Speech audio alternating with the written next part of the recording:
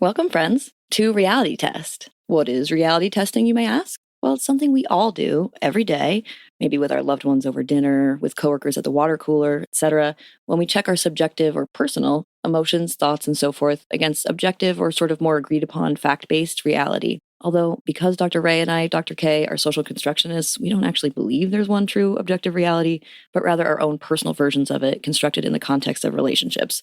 But you get the idea. So here in Reality Test, we're going to be testing the castmate realities and the producer antics of our favorite reality TV shows against what we know as licensed psychologists about the reality out here, off of our TVs. We hope you'll join us as we attempt to reality test. Listen, y'all, we have a lengthy version of our disclaimer in the show description text, also in our old episodes, but we do ethically need to at least include part of it at the start of each episode. So here's our briefest version of the disclaimer. If you've heard it before, you can skip ahead 30 seconds, or for the old episodes, 2 minutes. So although we're licensed psychologists, psychotherapists, supervisors in the context of our professional roles, we are not acting as therapists in the context of this pod, neither for you nor for the reality castmates we discuss. We will give our opinions as our whole human selves, albeit supported by our psychological knowledge, and we will talk about diagnoses rather than assigning them, as we cannot ethically assign diagnoses without formal psych assessment. But both the opinions and diagnoses we discuss might easily be erroneous, as we don't personally know the folks in reality TV shows. That's it. Thanks, y'all. Now check out our campy theme song. Are you feeling stressed? Your head's all messed? Well, let's forget all the rest. Fuck it, we're blessed. Cause it's time to talk reality test. Come with us. Let's reality test. Welcome to Reality Test. I'm Dr. Ray. And I'm Dr. Kay. Feel free to check in and take a seat wherever you like. We're going downtown to Love is Blind, UK. I'm not sure why it's downtown. Woo! Maybe because they're at the bars a lot, which is fun. In good old London town, where you just were. So how fun. I sure was. Gosh, wow, man, I wish I could have seen some of the folks. Maybe I could have gone to like a party or something. That would have been so cool.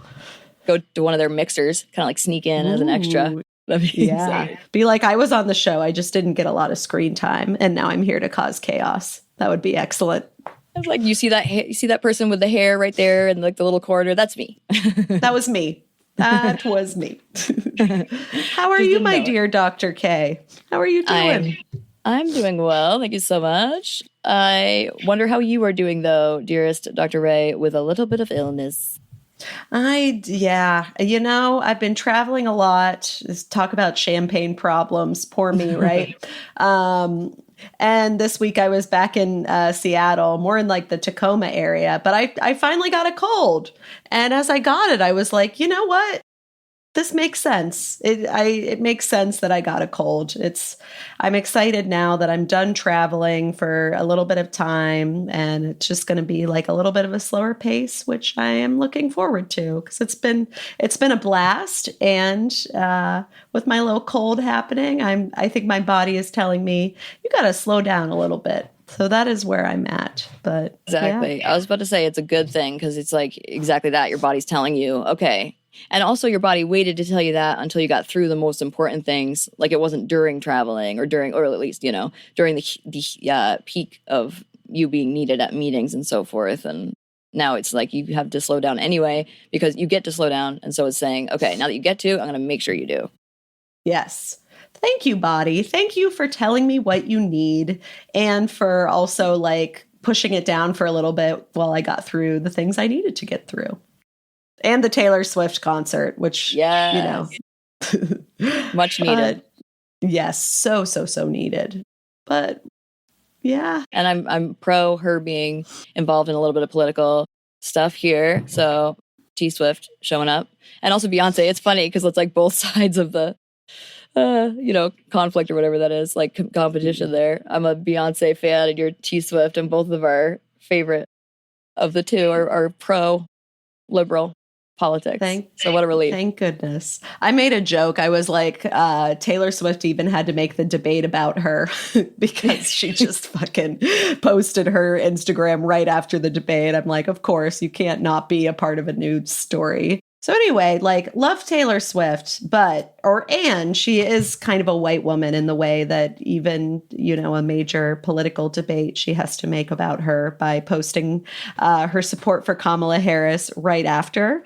But, I'm fine with it because she has a huge sway and I think will move the needle in ways that are very positive. So you will not hear me complaining, but maybe joking a little bit about it. But right. No, I think it's important because she's like a younger adult. Like that's the population we really want to get out there and vote, and that wouldn't have voted, frankly, if it was between two older white men. And so I think that's important that she's reaching a group that's really key to get out there.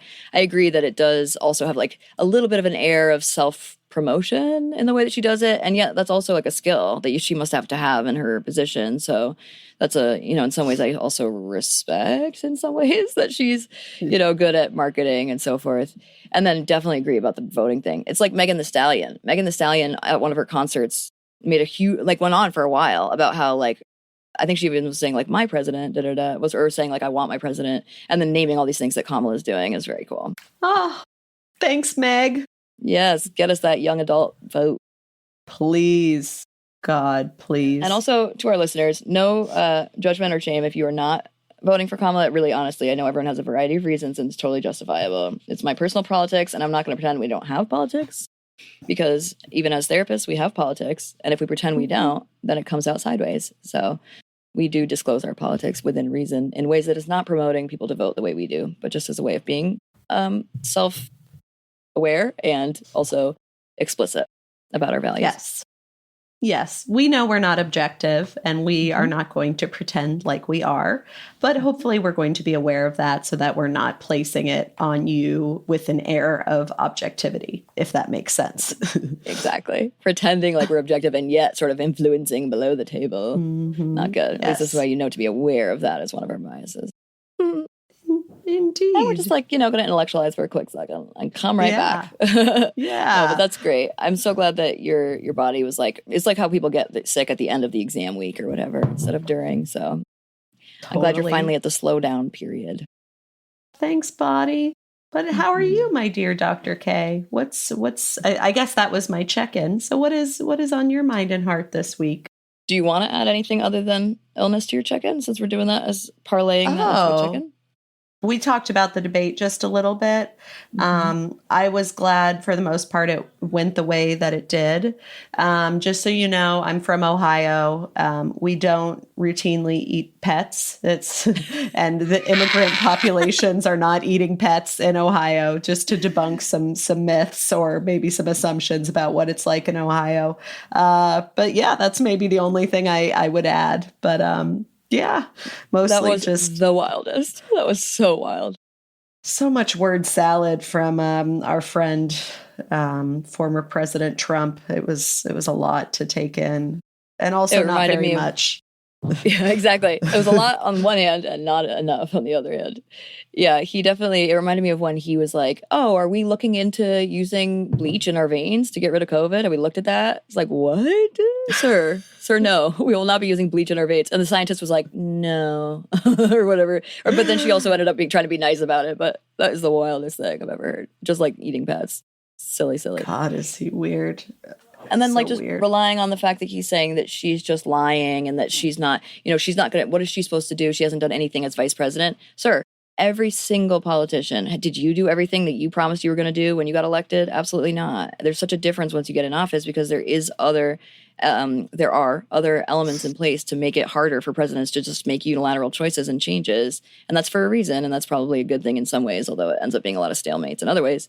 But in other words, her values matter to us, whether or not she's able to immediately take action. And so the fact she wants to do those things is an important part of it.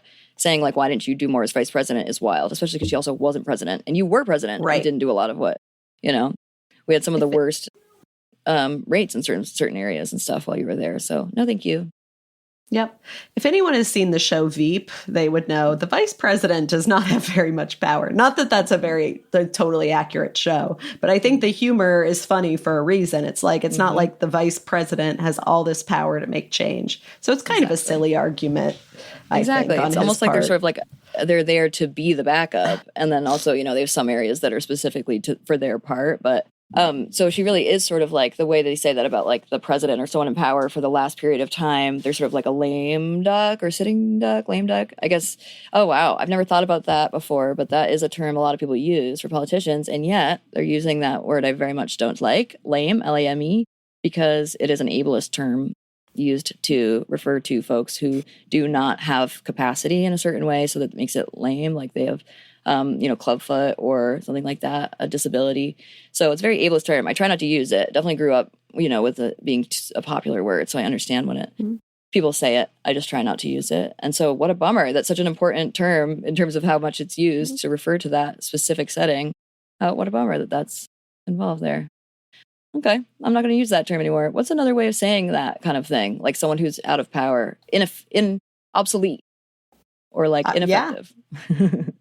Obsolete. Yeah. Yes, obsolete. I like that. They're very obsolete at this point.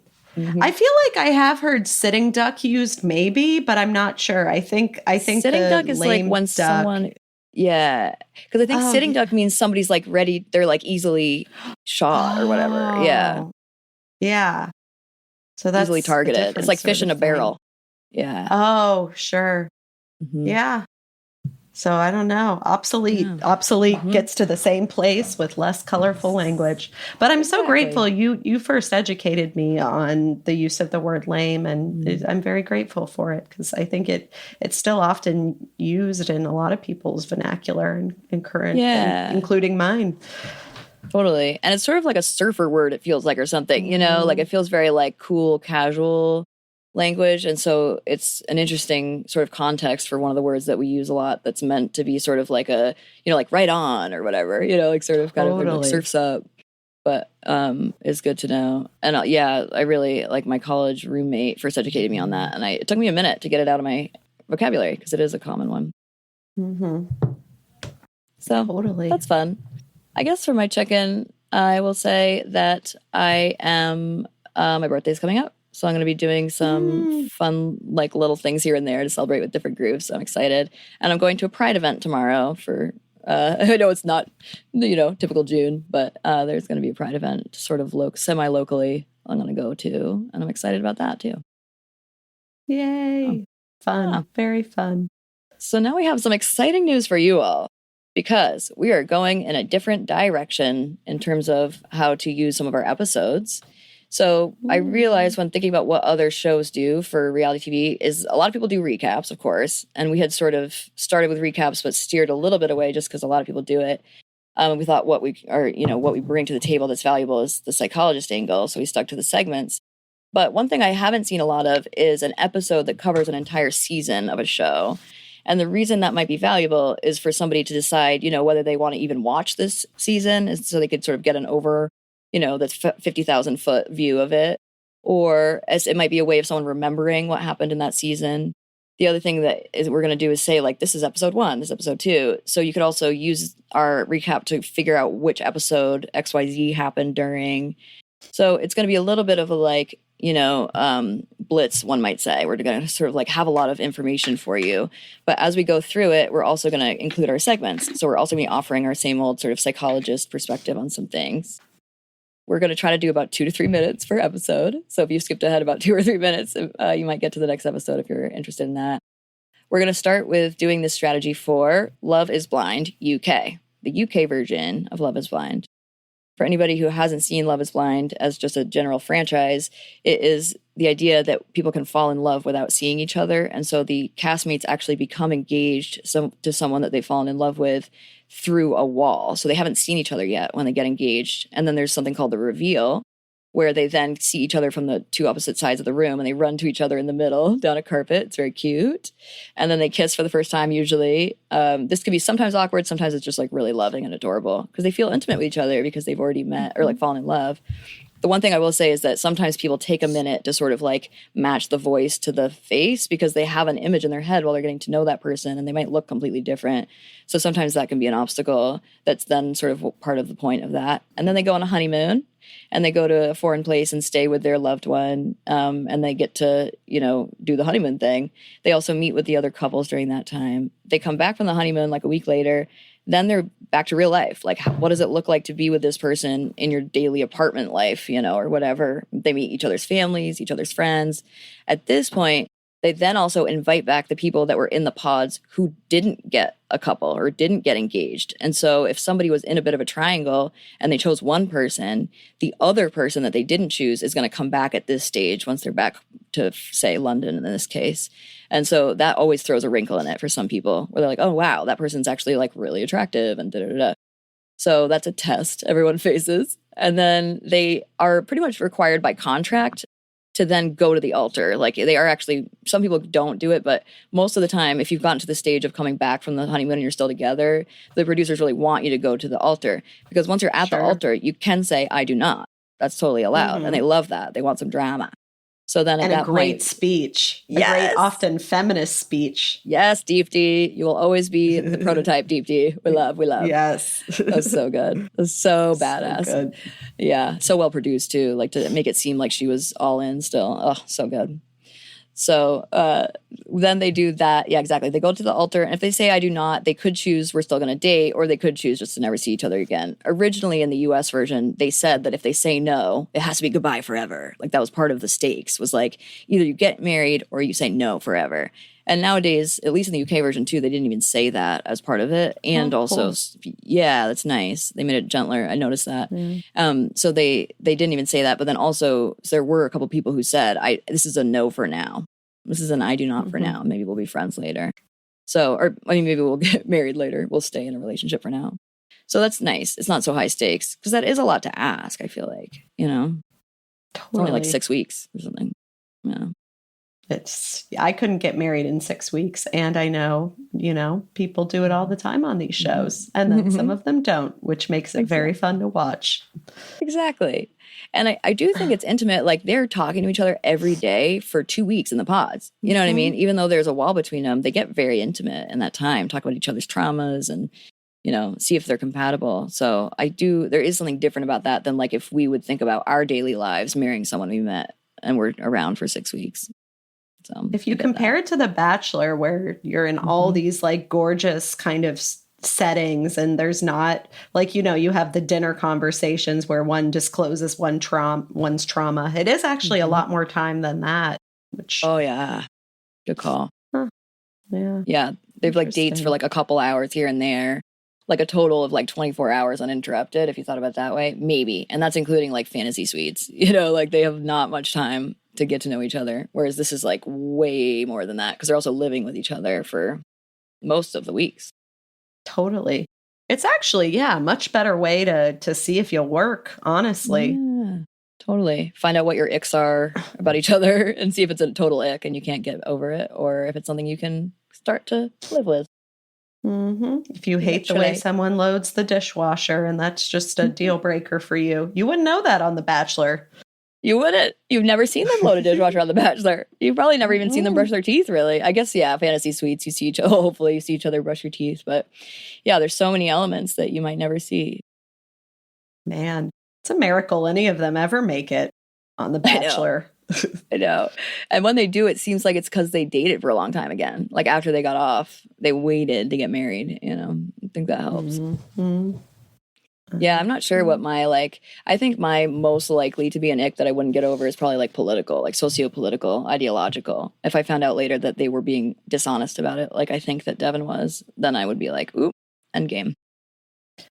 I think so too. Yeah, I think that would cut me off at the heels. If they were open to changing or like expanding, maybe, but probably not. I don't know if I could. Tough. Yeah, I don't know. In that case, like, I really don't think I would because even then, it's like, are they doing it for me? Like, you'll always wonder if there's like this other side to them that's actually feeling the other way. And it would also be like, something drew them to like the other side of that debate or whatever at some point. Right. So like, yeah, there's something where it's like, I don't think I'd necessarily ask that of someone either, in that way. But at the same time, I would always wonder what that underlying part was that drew them. Specifically, actually, I don't mind just saying, in the case of someone like Trump, where it felt like a personal attack on certain identity groups. And so that part of somebody would always be in question for me. Absolutely. As a bi woman. You're probably right. I don't know if I could do it. I haven't been in those shoes in my life recently. I guess I was when I was a kid, but everyone So was different. conservative where I grew up. Yeah. I don't even know how I'd react. I think Right? it'd probably be like implicit, subtle things that you notice interpersonally with people. Like, I don't know, if a man cuts you off and then says weird things about, or like is like really into making sure they open the door for you, which is nice. But if they're like a little weird about, I don't know, there might be like micro moments, but maybe not. I don't know. Right. Could be different. I hope so. But like even just knowing that they were okay with a president who was anti-gay, you know, as a bi woman, that's a no. That's a no for me, dog. Like just the fact they were okay with that at any time in their life would be a difference in a major way, I think, for me. And also in terms of raising kids, it would concern me a little bit.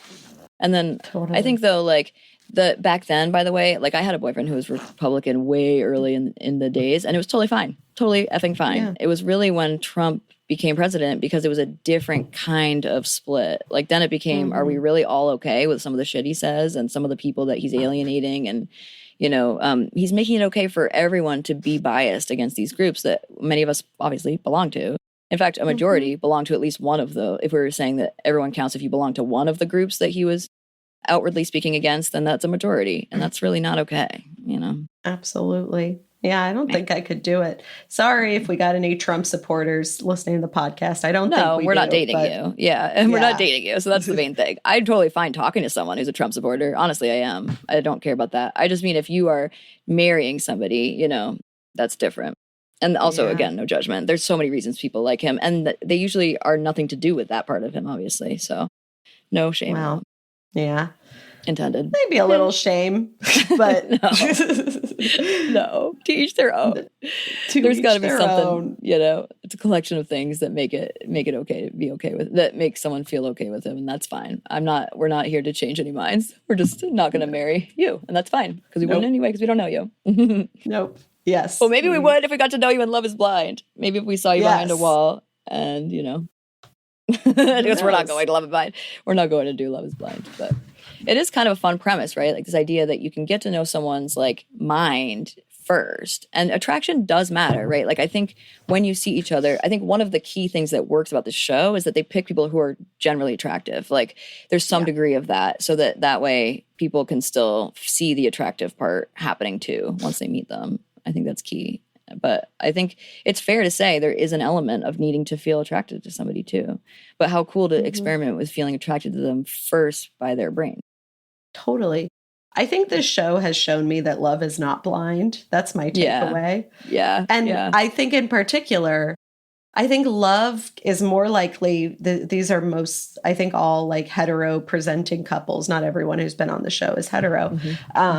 But I noticed that if the guy perceives himself, I'm not even saying that he is, but if he perceives himself as more attractive than the woman, it doesn't seem to work. Nope. When the reverse is true, there is more of a likelihood of it working. That is my experience of this show. But totally agree. Yeah. And that's also a reality in reality as well, if you will, where like a lot of like upward mobility, if you will, happens for men, but not women typically, where like usually it'll be, if there's a difference, it'll be that the woman is more attractive. And I would say that, you know, frankly, and I think Bobby's very cute. I do think in the case of Jasmine and Bobby, that's an example of that, where I think that she might be just like objectively, potentially, he's, you know, punching above his weight, if you will, or whatever, where she's just like absolutely stunning. And she loves him for his heart and how generous he is. And I love that. I think they're great together. But if we were to go by just societal views of the two, if it were the reverse, I don't think you're right. I think it would. I think you're right that it wouldn't work. Because men seem to think that they always deserve more and more and more in terms of the physical appearance. Not always, but often on these shows, it feels like it's true. Even in a show where these people are claiming to not care about that. I haven't seen an instance where that has not been the case yet, watching this show. Exactly. And again, it's like, because really basically all of the women are attractive. I think there's a little variety in terms of the men, but I think all of the women are gorgeous typically in these shows. And I think that's part of it as well. Maybe that's part of what they know is true too. Like they purposely do that because they know that men might break up with the woman if they're not, you know, good enough or whatever. Good, quote unquote because they're all, you know, everyone is gorgeous in different ways anyway. So, but as far as objective societal views. So why don't we hop right in? Did you see that I added some little photos as well of folks just to remind us of whom we're talking about and sort of what's going on there? I didn't put them like in their couples, but thank you so much. Thank you. Thank you. Oh, I kind of accidentally did. So you can see there, well, Demi and Ollie are split up by Freddie and Kat, but then Jasmine, Bobby, Sam, and Nicole with Benaya, Sabrina and Steven, and then Tosh, Tom, Maria. Oh, I accidentally did it. Look at that. You are so talented. My subconscious brain was doing some work for me. Yes, okay. It was helping you out. Right? Okay, I'm going to do a little bit of trying to time check myself. Why don't we hop right in? I'm going to do episode 1. We're going to alternate episodes as we describe. So starting right off, episode 1. This is the first episode of the first season ever of the UK version of Love is Blind. So we get to meet, we get to meet Matt and Emma Willis, who are the hosts, for the first time for those of us, especially who are American, who might not know them from the UK culture. As I did a little digging into them, they are pretty famous in the UK culture. He was in a band called Busted, and also is a part of a documentary series, and also has a podcast now about substance addiction and recovering from it. So he's pretty famously as a rock star, so perhaps not surprisingly, rock star who wore some guy liner there, was known for being addicted for a while. Exactly. They've been married for 20 years. So love that. Like, nice example, right? She was an MTV video DJ, among other host roles. Very cool, right? She actually is the one who pursued him too, and I loved this little story. So he came to MTV as a part of the band, and she met him, and then she had somebody else. She called someone else who knew him to go into his dressing room and ask him to call her back.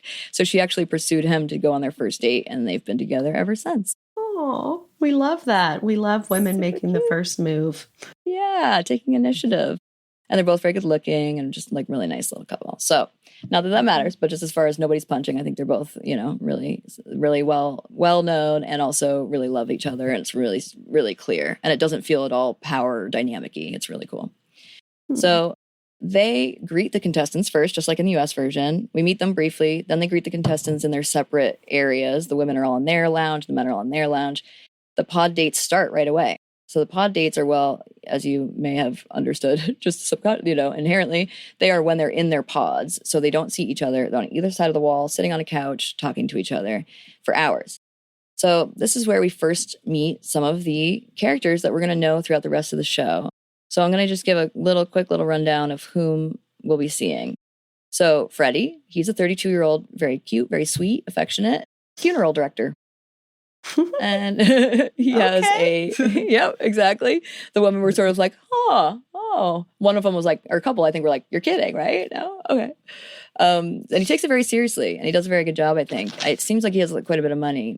He also has a brother with Down syndrome, whom he introduces pretty early on in the conversation, which I really love. I think that's really cool that he sees that as something that's like, you get to know me, you know this, and that you're going to know that this is part of whom I am.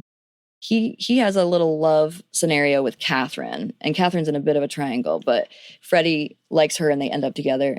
Catherine is 29. She's fun and flirty, sort of upbeat. She was adopted, and she's a dental nurse, but she also coaches folks with Down syndrome at swimming. So when they talk about that, it's really cool because they're both like, right, got it. You know, they're able to really connect over the Down syndrome sort of part of knowing what that's like to work with or live with or be related to.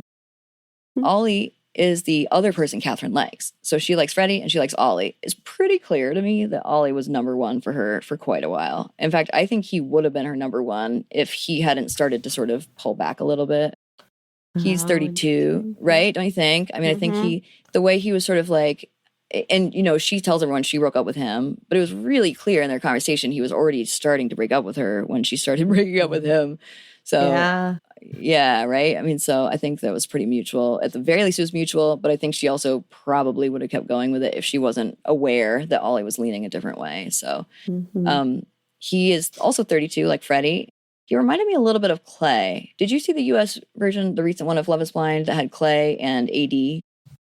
Oh, yes, Clay. Right? He had the dad issues, if I'm remembering correctly. Yeah. Oh, that was also a black man. Oh, yeah. Oh, and how cool was his mom? I was obsessed with his mom. Oh my God, she was incredible. Absolutely obsessed. She was amazing. So it is right away we get that sort of vibe. Like it seems like he tells us that people have told him that he's used to dating with his eyes. He dates with his eyes. So he's like all about not blind loving. And so right away, he also told both Kat and Demi, we see him tell both of them, you know, you're not the only connection I have. And to me, it felt very comfortable. He ends up saying to the camera, like, I've never done that before. It's really uncomfortable. But to me, it felt very second nature. So early on, I was sort of clocking that and worried about him being a bit of a player, frankly. You know, so it, you know, anyway, we'll come back to that. He does software sales and he's a people person very much. We can tell he's very good at being social and comfortable that way. Totally. He seems just like a good, charming kind of guy. People say also, by the way, that he looks just like Craig David. So if you look him up, if you don't know him, he's a singer, I think. Yeah. And he does quite look like him. So Ollie's in a triangle between Catherine and Demi. So Demi lives in a larger body.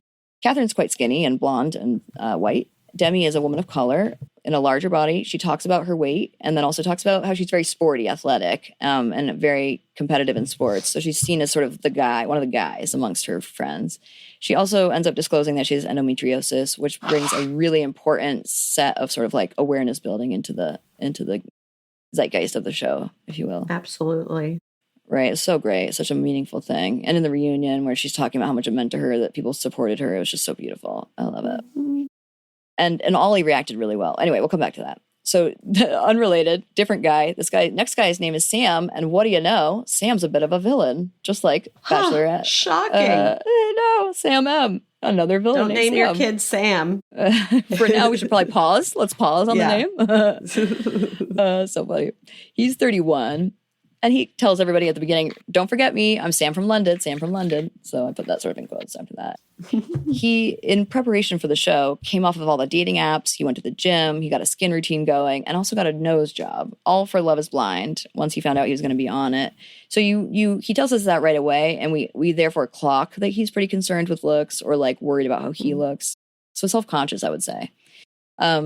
He also said he's been told he's quite a good kisser. He said, I just need to be given a chance. People think that I'm an F-boy, but I'm not. And so Jasmine asks, why is that? He says, I'm misunderstood based on my Instagram. He also then says, I think if you saw me, you might be impressed. So that's like, gets the point of the show. Like, you're not supposed to talk about how you look, A. B, I think just even that sentence is sort of interesting. It's like the way people need to say, like, I'm honest, because they probably aren't that honest. You know, it's like sort of interesting. And he's totally fine looking, but it's just sort of interesting how he emphasizes that so much. And when he was asked, when you're 90, what will you think about your life? He said, it would be a love story of romance that would be so beautiful it would make you cry. So he seems pretty concerned with like how he looks, how the world will see him, how he'll be talked about. This all happens in his conversation with Jasmine, who's a 29-year-old mental health nurse, gorgeous lady. She ends up, however, with someone else. And so that is the triangle she's in, which is Sam, the villain, and Bobby, who's this like sweet guy, has bigger, he has like kind of ears that stick out from the sides of his head, which is like very endearing. He's very sweet and very cute. And I also think that's part of why, just objectively speaking, Jasmine and Bobby are on different sort of maybe levels. And again, totally non-judgmentally, I think they're both very attractive objectively. I just think that piece might differentiate them a tiny bit. Sure. Yeah. And he also has a music video online, which is so cute. It's good. It's so funny. I actually watched the video, by the way. It was great. Oh. Good job, Bobby. You know what? I put the link in the notes. Yeah, I put the link in the notes. You've got to. It's so cute. So love Bobby. Then that's the end of that triangle. The last little triangle was with Nicole, 29-year-old, head of branding, has a corporate job. She was in a triangle with Sam the villain and Benaya. So Benaya's the last one I'll describe, but Nicole said she sometimes does garden yoga naked, and she's also someone who's gotten divorced before, so that brings in the conversation about divorce. I did want to say something about that as one of our awards. So this Fabulous. Is like, so how we're doing our new segments is as we're going through kind of the recaps, we're going to kind of put in, these are not our awards. These are our segments. My mistake. These are our, kind of psychoanalysis sort of segments. Mm-hmm. And what I wanted to do here was something we've mentioned, because we've talked about the stigma of divorce and how that comes up on reality TV shows. And oftentimes, like, the person who has had a divorce is kind of seen differently or kind of handled with kid gloves, or they feel like they have to explain what happened. Like, there's definitely a stigma that I think also plays out on reality TV. Seeing this made me think of that for sure. Great point. Yeah. The big D, the dirty D word, as people keep saying. Ugh. The dirty D, indeed. Totally. And it did seem like she was feeling sort of shameful about it. She kept saying it, though, like more like, well, I'm worried I'm going to make a mistake again, or like, I know what it's like to make that mistake, was sort of how she was saying it. So, but it did feel a little bit shame-based. I think other people also weren't great about how to handle that conversation. So that was a bummer. Great point. Benaya is a 33-year-old landscaper, so that's her other guy. And the one she ends up with, and we like Benaya a lot, he lives and travels alone.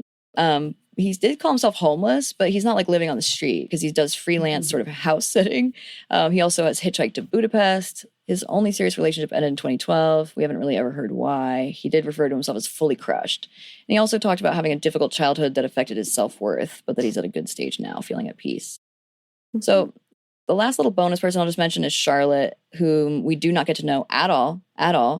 We see her briefly in episode 1 say that she doesn't think she has morning breath. And we see her around the women's quarters a few times throughout the episodes, but very rarely. And it turns out that she was actually number 2 for Ollie, not Kat. But they set up the Kat Demi conflict as like the big conflict, I think, because it's like a white woman and a woman of color. It sort of like sets up more conflict, also because Kat said some pretty rude things, whereas I don't think Charlotte did. So they didn't set that up as the dynamic. Instead, they cut Charlotte almost entirely from the show, even though she was Ollie's actual number 2. Wild. That is wild. Right? Isn't that so gross? Yeah. So that's why, by the way, at the reunion, when Ollie says, when they ask, well, the host asks Charlotte, how, like, tell us about your relationship with Ollie. She says, well, I've had a really hard time the last 2 weeks or last few weeks watching the show. And we're all like, what? Why have you had a hard time? And she says, like, thank God for Ollie. He was a great support. So we're all there like, what happened? It turns out she was talking about the fact that she just wasn't even in it and should have been. Wow. That is unbelievable. Thank you for providing that nugget. I had no idea. Yeah, I know. I was so confused. I actually guessed it too to Sean. I was like, maybe she was supposed to be in it. She got cut. And that totally is what happened. That's hard. They should have called her and told her that that was going to happen. That's one of those things where you don't want to find out the first time from watching it that you're just not in it, you know? Especially if you think that your like Instagram followers are going to go up or things are going to happen for you, and then there's just nothing. Exactly. And she ends up with Ollie, like they're still dating or whatever. So she ends up with Ollie and doesn't even get to watch her love story with him. She's not even there, you know? That is bizarre. Yeah. So tough. Yeah. So lastly, because I'm very uncool. Lastly, I'll just say quickly, I went way over my time, but that's also because I was introducing the people. So we'll make these next ones really quick. But I'll just mention lastly that we mostly focus the end of the episode on Steven and Sabrina. They're the first couple to get engaged, but we end this episode with just him asking her to marry him. So we don't see the answer. And then they both have the main thing about their relationship that we find out that's cute is they both have jewelry from a dead grandparent. And so he's been wearing his grandpa's ring on his finger since he was 8 years old and just changing which finger it's on based on the size of his fingers changing. And so he's now still has it on his fingers. And she also has a ring of her grandma who recently died. So that's a super cute little overlap about their relationship. And then Sam and Jasmine meet. She's sort of like, what's going on? You know, he says beauty is just skin deep. He's talking about that. And yet he was so focused on getting a nose shot for the show. So I'm not sure we believe that. Again, it's like he doth protest too much. Whereas Bobby and Jasmine both have single moms. They're close with their moms. Bobby feels like he can be himself and that she'd be a good match. So we see that little triangle at the end. But we end for real on Steven asking Sabrina to marry him. I'm going to come back to the traumas. I also have a little bit of just about the traumas of the castmates, but I'm going to do that after episode 2 so that we can get to know them a little bit more first. Yes. Dr. Ray? So thank you, Dr. K, for that excellent overview. So episode 2, we get the end of Steven's proposal to Sabrina. She finishes by saying yes, even after the weird but, which is, you know, probably producer antics as we're used to make us on pins and needles, not sure what's going to happen. Exactly. Yeah. It's, And then, so yeah, the proposal goes well, and the but was confusing, but we move on. Tom and Maria share their trauma stories with each other, which Dr. Kay is going to talk a little more about here shortly. Also, I'm realizing I didn't talk about them in the first episode, but I think it's because we really mostly met them in the second episode. And there's not much really to it. Tom is like a white dude. Maria is a Muslim woman of color. Very cool. She's also a makeup artist. And then their triangle is with Tasha, who's a white woman who lost some weight recently. So she's like living in a new body kind of for herself. So that's sort of her struggle. Okay, done. It's excellent. Then there's Freddie and Kat. So Freddie tells Kat that he went to a medium a few years ago and says that he's going to marry someone with a C name, which, okay, her name's Kat. So very exciting. He wants his bro who has Down syndrome to be his best man. Yeah. And noted he would take care of him if something happened to their mom. So really sweet. And he really seems to care about his brother. Right. Yeah. And she shares a little bit more about her adoption story. And so, yeah, that's a little more about kind of their connection. And they really seem to be connecting well. And it seems like for Freddie, the stars are really aligned with the medium stuff happening. So cute. Yeah. And then to Ollie and Kat, he asks her where she goes out in London. And she tells him where she went to her birthday, and he knows exactly where that is. He tells her he thinks they have more of like a sexual vibe. So again, that's some of that like Madonna horror stuff that comes up in these shows that people can either be like more of like a sexy vibe or more of like an emotional, deep sort of vibe. Kind of a common trope on these shows. He says there are other people he's vibing with. It seems like he's also had this convo before he had it with Demi or Kat. So maybe this is like his first one. Then yeah. Did you have any additional thoughts on that or? Yeah, I was just going to say, I think, and this is something I messed up with the notes about, so I'll also sort of introduce the thing too. In addition to talking about what it is, about my segment. One thing is at some point during this, Kat says to the camera, in the confessional, that she thinks that she's more Ollie's type, and she thinks she'd be a better fit for Ollie than Demi. And she's doing it in sort of like a coy kind of flirty thing, like, oh, I think like I might be at the top of his list. He's at the top of mine. I think I'm at the top of his. It's really clear she likes Ollie more than Freddie, frankly, at this point. Thinks he's, more her style. But then when she kind of goes after Demi like that, it's such a dick move. Like, it's so judgmental, and it's clearly she's talking about look. It's clear she's talking about looks. She's not saying she's a better fit for Ollie in terms of personality. She has no idea what Demi is like with him. She's also friends with Demi at this point in the show. Later, they are clearly like not friends anymore. But so it's just really rude to say that about your friend. And then she says at the end of it, "My mouth is going to get me in trouble, though." So clearly she meant it as like a judgmental, right? As a judgmental, and specifically, frankly, relationally aggressive thing to say. So I thought this could also therefore be something where it's sort of like a sociopolitical thing, because it feels like it feels like a little bit, first of all, like, and producer led in this way, dynamic of like the white woman versus a black woman in terms of getting a black man. And that like, especially for women of color, it's tough because black men are set up to desire white women because of our culture and finding white women in particularly attractive and a white supremacy.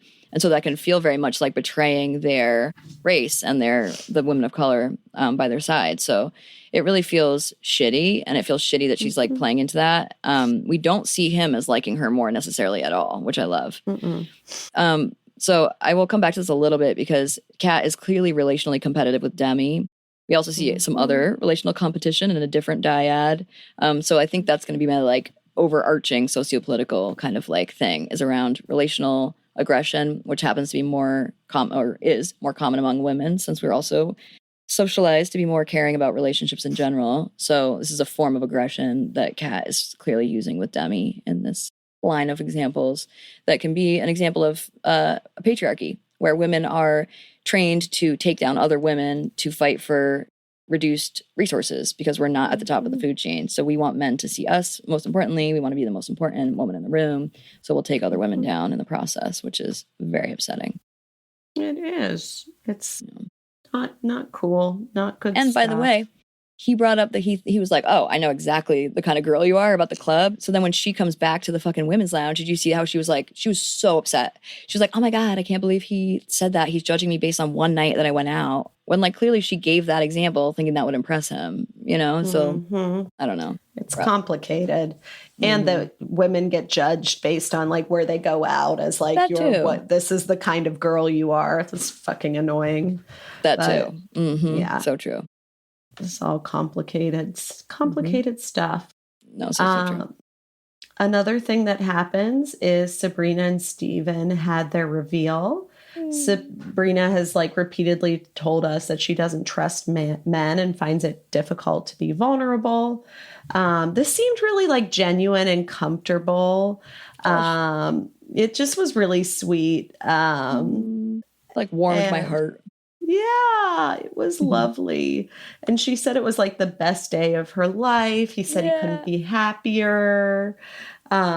He was like saying how beautiful he finds her. And they just both seem so happy just to be with each other.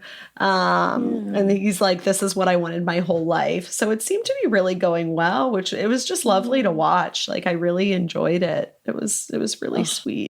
Oh my gosh. It was so sweet. Sean and I were like holding hands, watching it, just like super squeezing each other's hands. It was just these can be so awkward and they never seemed awkward for a moment. And he was like staring at her at one moment. It was so sweet. All right. So other things that happen in that episode. So Ollie and Kat break up. So it's kind of unclear like who initiated it. It was kind of hard to understand what exactly was going on. But that was they both came with it in mind. And then they were sort of like, I still felt, because she even asked him, where's your head at? Which I feel like she wouldn't have asked that if she wasn't trying to make sure he was breaking up first before doing it. Right. I thought. Yeah. Absolutely. The let me get them before they get me sort of thing, which is relatable content. So Bobby and Jasmine got engaged. Very sweet. We love to see it. And it ends with Benaiah sharing with Nicole his concerns about Sam's reasons for being there. So a little bit of the, are you there for the right reasons sort of stuff. Exactly. So Bachelor Nation for the right reasons content. And I felt like it was so frustrating because clearly Benaiah knew a lot more than what he actually told Nicole, but he also was beating himself up about whether to even tell her because he didn't want to seem like the sort of like tattletale. I think also like Bachelorette, they're usually like, no, like don't make this about that, like focus on us instead. So he felt clearly like really guilty doing it, but he had to tell her because as we know, one of the things he heard and therefore told her was that he overheard Sam talking about her weight because he had a comment with her, a conversation where he was talking about running up and picking her up, which by the way, already inappropriate. You're not supposed to talk about picking up because that talks about weight. And then she says, well, if you can even pick me up, or she says, I don't think you'll be able to, or something like that. And he clocks it before, because she stops herself because she's not allowed to say that. He clocks it and doesn't say, he's like, what did you say? And she said, well, you know, it doesn't matter, like, because she knew she couldn't say it. He goes back into the men's quarters and is like, I think she said this, and I think she meant I couldn't pick her up. And he's like, I like meat, but no, not but. Like, he was being so gross and rude, and Benaiah heard it and was so offended for Nicole. And this is how we learned that he clearly cares a lot about Nicole, even though he has a hard time telling her. But he doesn't tell her those kind of comments. He basically just says he's here for the wrong reasons. So it ends up just confusing her more than anything else. Right. So, right, it's just hard because I wanted him to just like add a little bit, like give one or two quotes, you know, because he clearly heard a lot. So I chose this for the segment on if your client said XYZ, what would you say?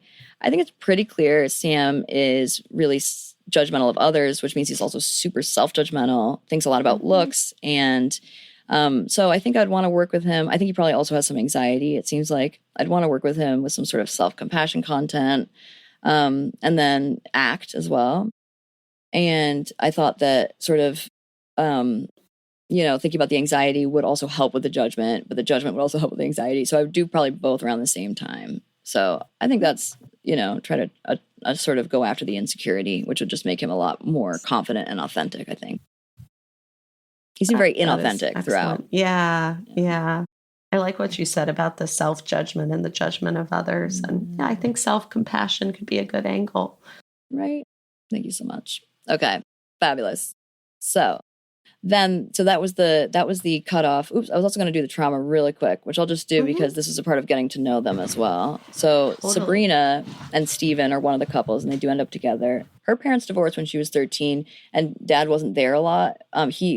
Finally, she was contacting him regularly, and he would answer, but she finally let him decide when to contact her, and he never did. So then she found out that, like, basically he doesn't care.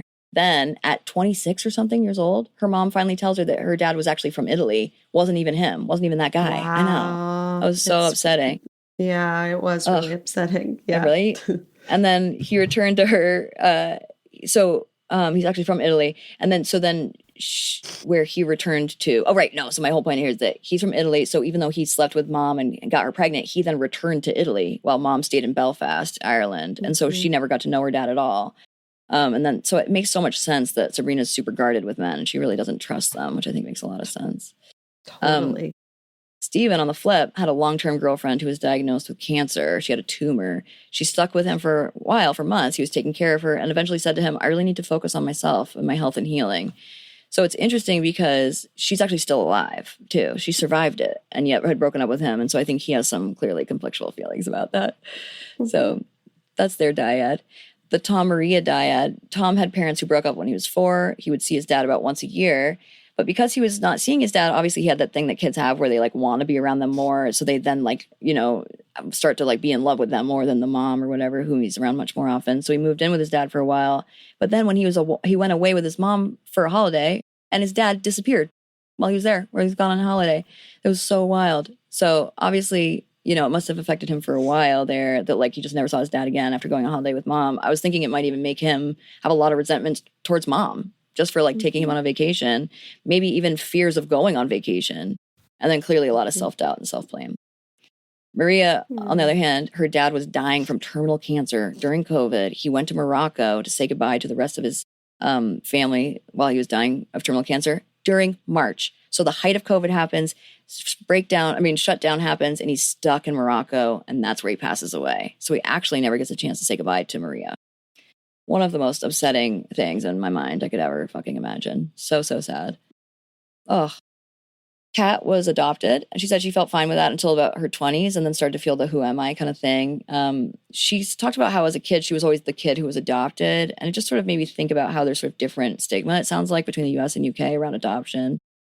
She said that men tend to find her sensitive and see her as having baggage, whereas if they understood that's part of why, or it's partly related to adoption, they might understand her better rather than judging her. Jasmine's dad left when she was 12, so she feels really undeserving of love and feels unlovable. She also has a really tight relationship with her mom, which might be, especially in like Western or sort of U.S. standards, seen as like a little bit enmeshed or seen as like a little bit interdependent, which I think can be really beautiful, but she clearly cares a lot about what mom thinks, and mom really wants to be involved in pretty much everything. Versus Bobby, with whom Jasmine ends up, whose dad isn't around and really didn't have an interest in parenting. So instead, he was really close with people like his cousins, including Danny, one of his cousins. And while Bobby, he like worked on cruise ships while he was away on a ship, his mom called him and told him that Danny and Danny's fiance had died in an accident in the sea, both having drowned. So horrific. So he sees life as way too short. So these are a lot of traumas. So Love is Blind UK just like piled on the trauma, which is a lot. So it was really important, I think, to sort of take a beat to see that and think about it because it affects the rest of the show. Just thinking about what they've gone through. So really upsetting. So in episode 3, a couple of things happen. We finished the Benaya and Nicole scene regarding Sam, where she basically says, "Okay, thank you for telling me. I'll think about it." And then Bobby and Jasmine have their reveal. They get to meet each other. I thought Jasmine seemed in shock and frankly not like super attracted to him in my thinking, but she ends up really loving him. But it was definitely awkward. And then Demi tells Ollie, having broken up with Kat by now, tells Ollie that she has endometriosis. He reacts very strong, like in a very positive manner. Like we like it. Yeah, we like how he responded. Yeah. And in general, I think Ollie seems to really respond well to her. And in her telling him about the endometriosis, we see how much it means to her because she's pacing around and stressed about talking about it. We later find out she was also worried about saying it on the camera, but was certainly worried he might judge her too, which shows some of her fears of judgment and maybe self-judgment. Yeah. So speaking of, I was actually really happy with Ollie's reaction here. I thought that he demonstrated an ability to have a lot of empathy for her, a lot of understanding, and not a lot of judgment. I still think that like the judgment is something to work on with him because he seems to be very anxious and kind of struggle with feelings of self-judgment. So I think it would be really great to work more with him on this while also like processing his feelings about the endometriosis. And also like, you know, from a feminist perspective, like saying, hey, it's really cool and wonderful that you were accepting, not that you deserve a gold star for being accepting, and giving him space to like process his feelings about it more. Right. I love that because it's sort of like he did respond very, very well, but it doesn't mean he doesn't still have under the surface feelings about it. And it's totally okay to have those feelings, you know? And so I think talking about that with him and maybe even doing some couples work with them would be really cool. I love that. Totally. Giving them more and working with her to process. Yeah. Yeah, absolutely. exactly. Working with her self-judgment too. And together. I think that would be really cool to have them both be doing their sort of self-compassion work. I love it. Freddie proposes to Kat. We see that. Very cute. And then Benaya and Sam. Well, this is what this is, the big like conflict, which is during this scene, the big moment is that Benaya and Sam both prepare to propose to Nicole at the same time. So producers had them both sitting in different pods waiting for Nicole to choose. So she has to choose if she's going to go see Sam or is she going to go see Benaya, and whomever she chooses will then propose. They're both prepared. So she ends up choosing Sam, which I saw coming. What a fucking bummer. I wish Benaya had told her a little bit more about what we don't like about Sam. By the way, something I dropped earlier, should have mentioned is that Benaya did say he wasn't sure about getting engaged. And we know that people don't love that when they're on a show to get engaged. So that is part of why he was overlooked in favor of Sam. So then we see Freddie and Kat's reveal. They're both so happy. They're both hot. So they're both super pleased. It is interesting, though, because she keeps talking about how hot he is, and he never once tells her how hot she is. He tells us to the camera, but he never compliments her to her face, which wasn't jazzed on that. Wasn't jazzed. Even as she was like giving him, she was giving him hints by being like, you're so hot. So yeah, that was tough. So meanwhile, the other triangle, which is with Tom, with Tash and Maria, that ends here in episode 3, where he breaks up with Tash at the end. He actually starts to break up with her at the end of this episode, bringing us to episode 4. Yes, and in episode 4, that breakup finishes. So that the triangle kind of ends. Sam and Nicole have their reveal. What were your thoughts on the reveal, Dr. Kay? For Sam and Nicole. So the Sam and Nicole reveal. Oh, actually, you know what? I don't have a segment about this, but something I did actually want to say, so I'm glad you asked me about it, is that cool. It's interesting because he is really stressed. Like, this comes back to what I was saying earlier about the self-compassion part, which is what I'd want to work with him if he was a client, because he spends the whole time being like, trust me, we're going to do great together. Like, we're going to be great. Don't worry about the height. He's like twice her height. And he's like, don't worry about the height. Everything's going to be great. And like, do you trust me? And she is so awkward and shook and in shock. So it is really clear she does not think it's going to work. Or whatever. She ends up accidentally putting the ring on the wrong finger, and he doesn't notice. And so she uses that later to say that was a sign. And by the way, at the end of him proposing to her, she says, I love you. And he says, I think I love you. And you see her whole face just drop, like completely done from that moment so forward. Sad. Oh, in the confessional, she's crying, it's just so, and, sort of saying, this is great. Everything's great. But like clearly totally upset and torn and destroyed. So painful. So yeah, I would just say that the reveal is basically like, similarly related to what I brought up earlier about compassion and so forth. Yeah, not awesome. First for Sam. Yeah. Yeah. Then Tom proposes to Maria. They have their reveal. Ollie proposes to Demi, and they have their reveal as well. And these two parts and Maria's two are like interspurts, so they're kind of going back and forth. They all go to Greece and have their first nights together. Yay, we're on to the honeymoon. Yeah, which is fun. It's fun to get to the next stage. I like that the show has kind of its like little eras in it. It's like Me too. it's like let's see how this goes on their honeymoon. Or Exactly. their pre whatever moon. I don't know. Yeah. Some Right? I moon. called it Maybe a it's honeymoon like earlier too. Yeah, no, I think yeah. it's kind of like a honeymoon. I don't even mind. It's a pre-moon. Pre-moon. It's a crescent Pre-moon. moon. Mm-hmm. And it ends with us finding that Nicole and Sam didn't go to Greece, and That was Nicole was wild. getting ready. Yeah, totally. And Nicole was interested in getting ready to see or apologize to Benaya. So some drama at the end of Drama, drama. episode 4. That was And it's kind of positive exciting. because we're like, get the fuck out of there. Sam's the worst. And Mm-hmm. so we finished the proposal we finished their conversation by Benaya proposing to her at the beginning of episode 5, which was a delight. Mm-hmm. I was surprised he did, but as my Yeah. husband brought up, he was like he probably had to be able to go to Greece, which is probably true. He probably had to be able to propose to her to be able to go. And they're actually also in a coffee shop, which is kind of cute. Just like sort of, it feels very like them vibes. They seem kind of like, they both talk about how they like meditation. They're sort of more spiritual. She does yoga naked, as we know, in the garden. So I think it's like really, really sweet that that's sort of like the vibe there. So then we quick jump all the way over to Greece from the UK.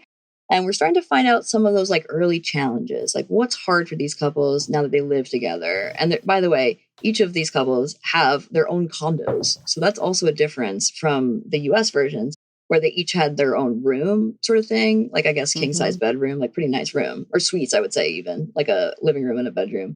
But in this Greece location, they each have their own huge condos with their own pools, like infinity pools, gorgeous, hot tub, blah. Lovely. I honestly was like, I want to go. So pretty. Beautiful views too.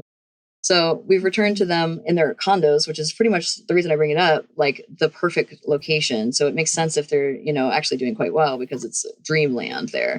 But of course, they're still going to have those little like baby issues that they're starting to find out about each other, like leaving your clothes on the floor or not, whatever, being respectful in the morning.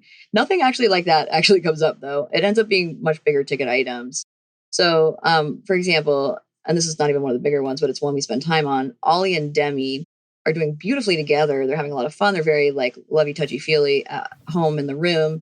It becomes clear in this episode that they're not going to be having sex, at least for now. Ollie says that he doesn't want to confuse the emotional connection for the sexual one, and he wants to keep building the emotional one. He thinks he'll become hyper focused on the sexual one if he goes down that road. And at this point, we're sort of believing him on that. We're like, okay, that's fair. But meanwhile, we're learning about all these other couples that are having sex. Basically, most of them had sex the first night. Ollie and Demi did not. So, but we're seeing them otherwise very happy together, lovey-dovey. And then when they meet as a big group at the rooftop party, if you will, this happens episode 5. They have a rooftop party at the condo place where the couples first get to spend time together. And so they're first getting to get the goss, if you will, as they say, get the goss on how the other couples are doing. So during that, though, we noticed that Demi basically shuts down. And the reason I think she was shutting down is because also Ollie wasn't doing the best job of kind of keeping her insecurity at bay. I think you do need a little bit of PDA to like show that you and your partner are doing well and to show that you love them. So he's pretty much a no PDA guy. But I think in this one context, sir, get your hands on her a little bit. Show like how much, that you guys are in love. And it is standing out to people. And so Demi, very understandably, kind of shuts down and feels abandoned. He makes a point of talking to Bobby before he talks to her after talking to Kat. She sees him and Kat laughing together when they have their conversation that was highly unnecessary. He does a great job explaining that when he sees Demi and she asks about it, but she shouldn't have to ask about it, sir. You go right over to her, tell her what happened, tell her that you were laughing because, it was an awkward moment or whatever. It doesn't even matter. You could have been laughing and having fun, but at least tell her what happened and what you were talking about. Right. Not go tell Bobby and then come back and tell her. So it was just, I think she handled herself, well, considering how she was feeling, but it did show that that's where they're having their trouble. It's really just in the context of larger groups. Otherwise, they're doing great. And the episode ends with Nicole and Benaya showing up because they made it to Greece, and everyone loses their minds because they're like, thank God she chose Benaya. They were all worried about her when she chose Sam at the end of the pod time, and so they're happy for the two of them. Very sweet. Yay. Yeah. We love to see it. Yes. Great. Well, going on to episode 6. So after kind of their rough group situation, Demi and Ollie reconnect. Seems like they do a better job together without the pressure of others, kind of building their own thing. You're so right. Yeah. And all of the couples go on their last dates in Greece. So kind of getting ready for the transition to apartment life. This is interesting. So we find out Freddie cheated in a prior relationship, and Kat's been cheated on in every relationship that she's had, right? So some relational, maybe attachment stuff playing out between the two of them. And so that's obviously tough. Yeah, it is tough. What did you think about her saying that once a cheater, always a cheater? Because she says that, right? That was a big moment. I think that any hard and fast rule for anyone or anything is oversimplified, right? Yeah. I think that some people who cheat, if they don't reflect, think about what they did, why they did it, et cetera, yeah, maybe, I don't know. I think that is not the case for everyone. And I don't know, monogamy is complicated anyway, but so it's all, I don't know, it's all, I guess, interesting to think about, but I don't necessarily think that's true. I think it can be true for some people who don't have a lot of remorse for cheating. Yeah. But or if like the reason they cheated to begin with doesn't get fixed. Yeah, sorry. Right. Exactly. But yeah, what do you think about that, Dr. K? I'm so sorry I cut you off there too, but I totally agree. No. I love how you put that, because I've basically just been in my mind reflecting on it as like, no, I just don't agree with that. I think people can change. And certainly that's true. But the way that you connect that to the fact that it's like really true about everything like that. Like we could say the same thing about any type of sort of like negative part of a relationship or pattern. Is like any pattern will keep repeating if you're not learning from it or if you're not fixing the reason it happens. So like, of course, there's some people who will keep cheating if they haven't addressed the underlying issue that leads them to feel like that's okay, or to feel like that's the only way to feel some excitement again, or to feel like that's a way of getting power back, or whatever, whatever it's offering that person as a benefit. Maybe it's just literally having sex, right? Like whatever it is, if they're not getting that fixed, then of course they're going to, even if it's only when they're drunk, whatever it is, they're going to keep repeating it. So I think that's brilliant, really great way of putting it. And I totally agree. I think absolutely no hard and fast rules fly with people. Yeah. We're too complex. I also think like Freddie didn't have to tell Kat that. Right. I mean, I guess maybe it would come out in the social medias after, but like, I think that someone disclosing that would make it less likely to repeat itself. Right. It shows he wants to work on it. That's a great point. Yeah. He has some remorse to be willing to talk about it with somebody he didn't have to, per se, and also just bring it up on camera. Even if it came out in social media, at least he wouldn't have had to talk about it on camera that way. So he still could have made that choice. Yeah. Yeah. I have some empathy for Freddie. Yeah. There was also a little conflict between Ollie and Jasmine for Jasmine backing Demi. And this ends with him walking away from Demi, even though she handled his frustration very well. Yeah, I thought so too. Like she was sort of, he talks, Jasmine basically bitches him out for not just saying flat out, do you find her attractive or not? Which, by the way, I kind of agree with. Like he could just say, do you find her hot or not? But it wasn't handled well on her part. Like I still think she sort of seemed in front of other people to be kind of coming after him. But then when Demi was talking to him about it, he said, this sounds like you've been talking about me behind my back. And she said, no, I haven't. And she understood he was just upset, and she didn't get overreactive. She didn't take it personally. She was like laying in his lap, but then he goes, right, like the part where he was like, well, I just want to go home. She's like, okay, fine, then let's go home. And then eventually he's like, I can't do this, and like jumps up and walks out. Everyone's staring at him doing so and everything. And she just gets up and slowly comes after him. Oh, beautiful. I totally agree. She handled that well, considering. Chef's kiss. And then Kat and Demi have a small conversation with some passive aggression from Kat about like Demi, being demure with Ollie. And Kat says like, where is the Demi that was in the pod lounge? But yeah, what were you going to say? Yes, I'm so glad that you put it that way, because it totally felt like passive aggression to me too. And I think it was an important conversation. I actually have a segment here, so thank you so much for letting me hop right up in the conversation here again. to say that I was thinking of this segment as potentially being two things. On the one, I think it's something I wish more people knew more about.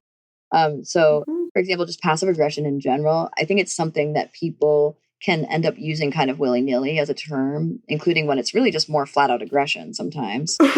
And I have to say, in this case, it was sort of a both and I think in some ways she was a little bit aggressive, but the part of it that's passive aggression is that it was sort of like backhanded support, where she's trying to say, she's like, where's the Demi? We just want Demi here. Why should we have all the fun? Why can't you join us?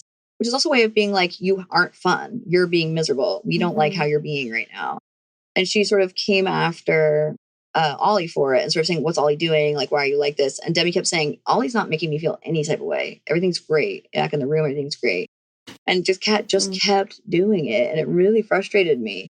Sort of like, where's the Demi we love? Why should we all be happy you can't join us? She keeps saying she's fine. And then Kat acts like Demi should be mad with Ollie anyway for not bringing her out of her shell. It's just wild. And I felt like it comes back to the fact that Kat felt jealous that Ollie chose Demi, because it felt like she was in particular sort of like coming at Demi in a way that whatever Demi said, she wouldn't have changed how she was coming at her. It felt very like, no matter what, this was an important edge for her to have. And it also felt a little bit just, not very implicitly, not intentionally, a little bit of a racist edge to it. I think there's definitely a sizist edge to it, because that brings us back to what we talked about earlier about how she made the comment about, I think I'm more his type, which by the way was also relationally aggressive, worth mentioning. Yeah, absolutely. So, right. And so there's definitely, as we know, a sizist edge, because that was about the appearance issue. But there is a little bit of race, I think, related to it as well. And sort of feeling like, there's in some other way, physically, she's more important than Demi is, or more attractive. And I really don't like that part of it. So that's the part that is also a little bit sociopolitical. I think that angle of it, and also in general, like the feminist part of the women being relationally aggressive for reduced resources, that part's also sociopolitical. But I wish also that we could all talk a lot more about what passive aggression can look like. So I'm going to come back to this in one other example, but one example happened already. So I'm just going to mention that here since I'm talking about that. The other moment that I felt was really passive aggressive was when Ollie was breaking up with Kat, and he's sort of saying, she asks him, where's your head at? And he's very clearly saying, I'm about done with this. And she says, okay, yeah. So I wanted to tell you that I'm just in love somewhere else. And, I'm not the type of person who wants to get in anybody's way. So instead of really making it about Freddie, she's now brought it back to being about Kat and Ollie. And she's saying, I don't want to be, I'm not the kind of person who likes to be in the way of anybody else. I'm not going to be like that. I'm going to be the bigger person and get out of the way. Sorry. What? Just absolutely. Yeah. Dr. Ray's shaking her head. Exactly. It really is an SMH moment. Shake my head. Cause first of all, even just using the phrase be the bigger person is so disrespectful at all. But then also to say that, because now Ollie's thinking are you being the bigger person with me? Where you're just naming it and getting out of the way? Or are you saying that you're being the bigger person over Demi by getting out of the way? Which is what I think. I think she was implying unlike Demi, I'm willing to get out of her way. But Demi's not willing to get out of my way. And I honestly think Kat was low-key hoping that Ollie would then be like, oh, you're right. You're such a bigger person. You know what? You're so my person. And in fact, the fact you would do that makes you so much more respectful. I really genuinely believe, I think that she was trying to get into a position where he would beg for her and try to choose her. It just seems to me way too much like she was wrapped up in Ollie stuff. So I don't know. That felt so passive aggressive. The part that was passive was sort of acting well, I'm just the bigger person, because ideally saying that doesn't have an edge like that. But in fact, it has a wicked big underhand that is quite offensive. So Ollie, in response to her, says, wow, you're so great. You're so respectful. So he fell for the surface part, right? That's the part of it that's passive, is there's a part on the surface that could be respectable. But in fact, the underhanded part, the under the surface part is quite disrespectful. And he totally went after the overtones. So that was frustrating and felt again like a part of this narrative about her being so disrespectful towards Demi. And I don't like it. I don't like using this sort of women's relational, being seen as relational, to use it against another woman is just really gross. Not cool. Not cool at all. Very well said, Dr. Kay. Thank you so much for my soapbox. I will step right off of it. And I'm going to step back on it later. Yes, please do. The only other thing I have to add for this episode is they go back to the UK where they stay in a neutral third-party apartment. This is different than the US system where they tend to go to like one person's house or the other person's house kind of thing. And the episode ends in their new apartments. Yay. They were nice too, right? They like views of the water, balconies. Oh, no notes. I would 100% live in that London apartment. Yeah, exactly. I really like those. And I kind of was like, wow, I feel like it made me sort of feel like, could I afford a London apartment? I don't know. It seems like they have a lot of like really nice options there that like seemed really respectable. Like, gosh, I love it. So love that. Perfect. Now we're on to episode 7. So in episode 7, we are talking about starting out. This is the beginning of the next phase of meeting each other's loved ones, right? So we're back in the UK apartments. We're getting to meet the friends, the sisters, the parents. So we start out with Ollie meeting Demi's friends. He does great. He makes a vegan nacho plate. And he was like feeling the heat, feeling worried about being able to impress them. And he did a beautiful job. And not only that, he felt happy about them as well. Very sweet. Then we also have Kat meeting Freddie's fam. And this is a bit of a sociopolitical moment. So this is also where I was going to bring up something I actually meant to bring up earlier when we were talking about the traumas of the different castmates, which is that this is when Kat is meeting Freddie's fam. We're also sort of thinking about, she brings up, and it's important that she's adopted. And I think, actually, you know what? That might have more come up when he was meeting her family. But either way, it has come up in a couple scenarios. And it just reminded me of how important it is in her life to be seen as not to be seen. It's important that she was incorrectly focused on by her youth friends during her youth. So we find out when she's talking about her childhood, when she first brings up the fact that she's adopted, she says she was seen as the adopted kid, quote unquote. And it just made me think about the potentially sociopolitical differences between the US and the UK in terms of their preoccupation with that. So right, she's like late 20s, early 30s. I forget which, but she's in sort of like, it isn't that long ago that she was young, and she's 29. Wasn't that long ago that she was a kiddo and being seen as like the adopted one. And I really don't think that's as much of a focus these days by kids, or at least it wasn't in my understanding. And I'm older than she is. So I think I was sort of interested in thinking about, there probably are some differences there. I really just think there might be. And she understandably is preoccupied with it because that's traumatic for sure, being adopted, as we've talked about in the mental health checkups. And that's why this is my sociopolitical moment. In the mental health checkups that I've done, I've talked quite a bit about the idea that anything that happens when we're little, whether it's your parents getting divorced or an adoption, we're going to carry that as being our fault into our adulthood, even if we logically know that's not true. And so absolutely that has affected her, and absolutely that will affect her relationships for the rest of her life. And, in less severe ways as she gets older. But it definitely felt like, even on top of that, which is a baseline, any country, doesn't matter, always the case. It feels like even on top of that, there was some extra stigma coming from the outside for her. And so I was sort of interested in how that might be a bit of a difference between the US and UK in terms of where we're at as far as being more accepting of adoption as a very viable, understandable way of raising kids. Just even in terms of Stephen and Sabrina, he said when they first talked about having kids, he wanted a mini-me. He wanted a biological child. He specified, first time talking about it with somebody whom he does end up marrying, first time talking about it, he specifies that he wants to be biological and a mini-me. And that's something I just don't think they'd do in the US version. I think they wouldn't do that because they know that women are facing the reality of being unable to have kids. So I think that's just a difference still in the two cultures, potentially. Very well observed. Oh, I like that one a lot. I think that makes a ton of sense. Thank you so much. Yeah, right? It's just sort of interesting the things they sort of like hung onto a little bit. We're going to come up to another one at the end of this description of this episode as well that I'll come back to. So Sabrina also meets Steven's friends, mind you. And one of his friends just kept saying, this is silly, this is weird, this is silly, this is weird. But by the end of it, he ended up being a little bit more positive. We see Tom meet Maria's family, who is Muslim, very sweet, and a matriarchal kind of family.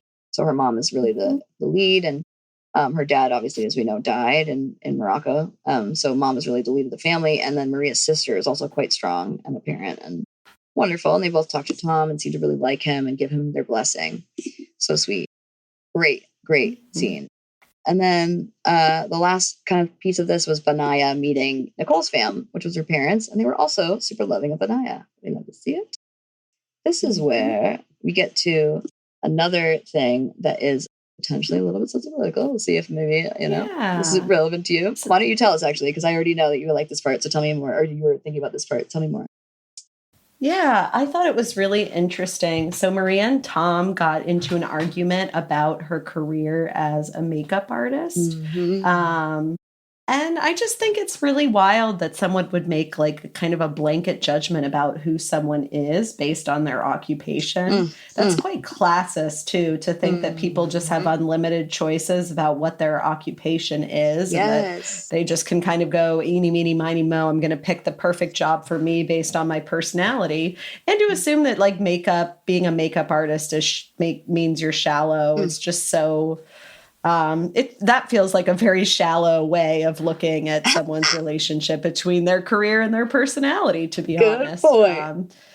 Yeah, people are so much more complicated than what they do. And I think having the option to choose what you do often comes from a place of immense privilege. So that just kind of bothered me. I didn't like that. Oh, I love that it's a sociopolitical thing, because it is so true. There are other factors that limit where one might be able to make their money. And also, just even if she just loves doing makeup, she's making other people look pretty. So that doesn't mean she's necessarily concerned about her own looks. And absolutely. I think she's actually ends up being one of the most kind and compassionate people on the show. I love her. So yeah, I love that. That's a great one. And I think also she perfectly put him in his place. And he at least tried to start working on being judgmental. But I loved how at least through the rest of their relationship, she was at least able to call him out for that factor, and he didn't shy away from that. So he understood from then on that he is a little bit judgmental, and she was able to call him on being judgmental. Even if he didn't like totally solve it, he at least was more noticing of it, which is a key first step. Yeah, we'll take it. We will take Absolutely. it. Fabulous. At some point during this too, by the way, we end up learning about Bobby's music video on YouTube. It was so funny because Jasmine is talking to Bobby at the table, and she goes, I found you on YouTube, as if it's going to be like some dirty or bad thing. And then she goes, you have a music video on YouTube. She hits him with the music video. They laugh about it. It was great. I actually watched the video. It's called Body of a Dancer. Not the worst, it's a little bit of a bop. And they end up playing it at their wedding, which is very cute. So there is a YouTube link in the notes too, if you ever end up wanting to look at it. And you know what? Maybe we'll put it in the notes for the episode too, because why not? Let's get him a little more attention, because he's a sweet guy. So yeah, great video. It is very steamy, and he's, I guess, with X, and at least one X I think is in it, and but it's two different women that they kind of use interchangeably in the video. It's sort of weird in that way, but he is getting very steamy with them. It's kind of fun, kind of hot. So it was fun. And then the last thing, and actually quite an important thing, is that Ollie ends up telling Demi that he has pretty severe ADHD. I was a little interested in him emphasizing that it's severe. I do think it's noticeable. Like, he paces a lot. He has a hard time sort of making decisions or taking action in the day, like going and leaving. So yeah, I didn't know if you had some thoughts about that as well, but I was sort of interested in I was glad he brought it up, but it seemed, he also said, by the way, as you know, that she was only one of 3 people who even knew he had ADHD, which also speaks to a difference in the stigma that I brought up earlier about adoption. Yeah, totally. So I was thinking about like if producers were psychologists here with this bit, because it does, I mean, the fact that not very many people know about his ADHD, like ADHD is something that I think people are a lot more vocal about in the States. It's a lot more normalized. Yes. So I'd be curious to know a little bit more about the culture around having ADHD, what that looks like in the UK, and kind of how he has conceptualized his own neurodivergence, because it seems like he kind of struggles with it. It also could be a sociopolitical moment, but I already said one. So I would just be curious to know more about that journey for him if producers were psychologists. Yeah, I totally agree with that. And even both for him, and then also maybe what it might look like if it was different for people too, frankly. Absolutely. I think they could have gone some ways. I love that, because I also felt, and they talked about it a little bit. I appreciated that. I also appreciated that she brought up like that she noticed it and didn't have a hard time sort of naming that she was aware of it too, because I think sometimes it can be noticeable for folks, and it's kind of nice that it be shared as something, we can talk about it. It's okay to talk about it here. If she brings it up first, he now knows it's safe to talk about it with her. Totally. Yeah. Fabulous. It was cool to see. So next we're on episode 8. So this was fun. There was the Pod Squad London Mixer, where all pod members who didn't couple up came to meet everyone. We find out that Charlotte has been a hot commodity. Right? She's coming down the steps and everyone's like, ooh, who's that? Who's that? Who's that? Yeah. Kind of excited to meet her. Tom meets Tosh. And then Ben gets in an argument with Sam. So a lot going on here. And yeah, it's just everyone's kind of meeting each other's loved ones. And, essentially all these people were dating each other. So it is kind of an interesting situation. I think these sort of mixers always make for really good drama on these shows. Yeah. Did you have any other thoughts on like the Pod Squad mixer? It was such a intense mixer for sure. There were so many different dynamics flying around, and we could definitely tell, even just in the way that Tom and Tosh broke up in the pods, it was so clear that both of them were using language about keeping it open. It's almost like he wondered if she would end up being the hotter one, then he would want to be able to have an back in with her, or if Maria ended up breaking up with him, etc. But it was so obvious. She was saying things like, I don't feel like this is the end of our journey, and he wasn't saying anything that was definitive. He wasn't saying, look, I don't think we'll be a good fit, period or anything. He just sort of was like, I don't know, I just see you as a really good friend, that's something that can change. So I don't know. I felt like it was sort of I didn't think it was enough. I didn't think it was enough of a thing to be clear that they were breaking up. And so then sure enough, when he meets Tosh at the bar, she tells him that she used to be, or just that when she was in the pods, she did love him. She was really clear. I did love you. I was in love with you in the pods. And he is very clearly loving it. He's being flirty and all this stuff. And meanwhile, Maria is asked by Elle, who's someone who wasn't engaged, what do you think about that? She's like, oh, it's fine. I don't mind. That's what I love. Maria is so self-confident and grounded. And she's like, oh, it's all good. But if she knew how he was flirting with her, I do not think she would feel so much that way. So pretty scummy. Indeed. Yeah, and then people keep meeting each other's loved ones. Oh, shit. I'm so sorry. I have one more thing really quick. No. I'm so sorry to interrupt. Oh, yeah. The other thing really quickly is that, and this is important also as both a thing we wish people knew more about, also something, this is my producer, I didn't totally miss that I have a segment here. My If Producers Were Psychologists moment is here as well.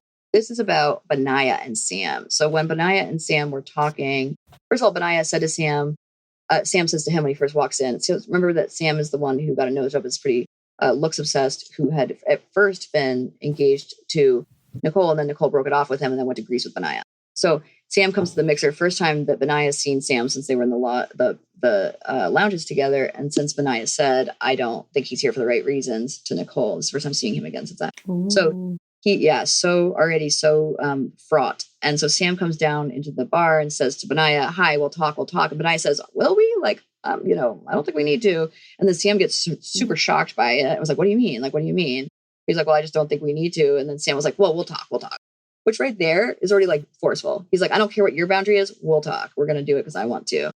And then he doesn't even say hi to Nicole, which Benaya says to Nicole was rude. Which, not a bad point.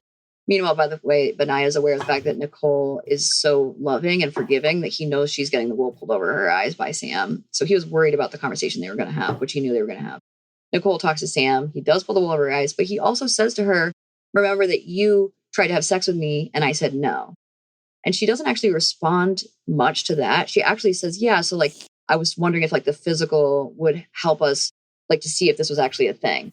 So my understanding walking away from that conversation was that it was true, that she did ask to become intimate in terms of sex and that he said no. It was just because the way she said, yeah, the physical part, I was seeing if that would be the difference maker. Fast forward, when Benaya is talking to Sam finally at the end of the episode, Sam says it to him as well, like a total fucking asshole, because that is so inappropriate. It's victim blaming. You're basically saying she wanted to sleep with me and I said no, as a way of being that's why things are so fraught between us. He's sex shaming her. He's slut shaming, sex shaming her. as being like, well, she's the one that like wanted to have sex and I said no, when clearly she broke up with him. Like, it's pretty clear she did not want to be with him, which we knew from the moment he said, I think I love you after proposing to her. We knew that she did not feel all the way about him. So it was pretty fucked up to be like, I'm the one who rejected her in that way. And right away, Benaiah gets it. He's like, dude, you should not be saying that about her. He walks away, says to the camera, whether or not that's true, it's fucked up to say that. Loved it. Loved it. He didn't make it about whether it's true. He never asks her straight out if it's true or not, too. We never see that. They have a conversation about it and everything.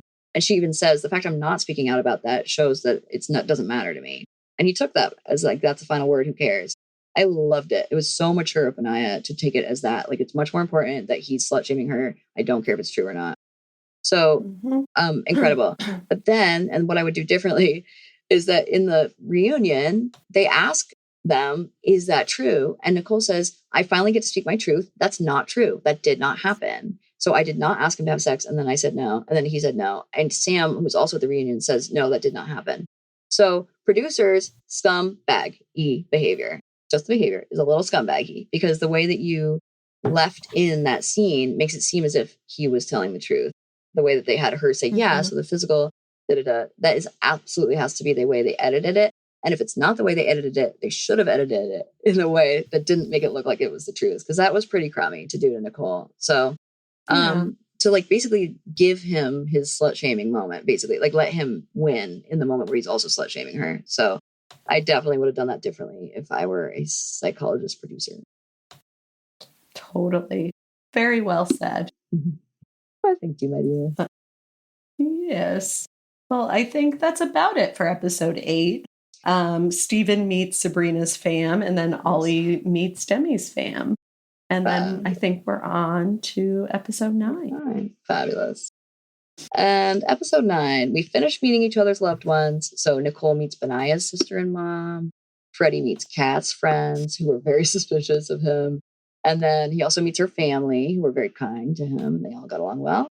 Maria meets Tom's sisters, whom I loved because they loved Maria, and I feel the same way. So that was a good showing. And then Bobby meets Jasmine's mom. So that's the last family meeting. And this is where we see the last instance of the competitive part I was going to bring up, the sort of relational, passive-aggressive, or even aggressive competitiveness, which is actually between Jasmine and her mom. Her mom is very clearly, first of all, competitive with Bobby because she wants to keep Jasmine to herself, but also is a little bit competitive with Jasmine. When she comes to see Jasmine right before the wedding, and Jasmine's in her full white wedding gown, mom looks fancy. She has like a princess skirt that's like with tulle in it, and like a big like veil kind of thing with like, yeah, it's wild. It's all off-white, but it's off-white. Okay. It's like, whatever that is. Yeah. It's like beige. And she says to her daughter straight up, says, I couldn't let you outshine me. Ew. At your daughter's wedding? Wow. Ma'am. Wow. Ma'am. This is the day for her to outshine you. And she actually is not wrong. Like, she is fancy looking. So it's just really inappropriate. And it speaks, I think, a lot to her own sort of like unresolved stuff around fighting for reduced resources with women, for example, whether it's her husband or whatever. So, her ex-husbands. I guess she's had a couple failed marriages and feels just incredibly close with Jasmine. So I think Jasmine sort of almost became her partner too, not just her daughter. So I think it's tough, but yeah, that's another instance where I would want people to know more about what that looks like so that we could try to avoid doing that with our daughters, just given that it's a reality for that to be an instinct, and sort of actively work against it, be aware of it so we can work against it. Totally. Yes, very well said. So then women try on their dresses. This is where that part happens. By the way, Jasmine's a bag of dicks to Bobby. Oh my God, not Jasmine. Jasmine's mom, Marissa, is a bag of dicks to Bobby. She's like, you guys have to tell me everything. Jasmine's like, well, we're not going to tell you about the fights over the dishes. And her mom was like, yeah, tell me about that. Tell me everything. Like, insisted everything has to come through her. And Bobby's very nice to Marissa's face, but behind the scenes, he tells us he's like, ultimately, this is not her marriage, it's ours. So we're like, good. So he does know, don't, fall for that. But then when they're trying on their dresses, Jasmine's mom was a lot nicer about it. So she looked beautiful. She's so happy for her and da-da-da. The men try on the tuxes, looking great. Ollie only brings a friend from the pods, which is a little suspicious. Like, we don't really meet any of his family ever. And then the final dates take place prior to the weddings, which not a lot worth talking about. But final dates happen and sets us up for when they separate. Because after these final dates, they no longer will see each other until their wedding day.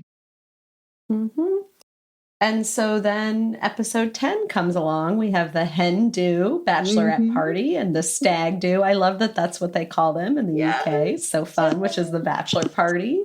Yeah. It's kind of like a sociocultural thing, even. Like rather than sociopolitical, it's sociocultural.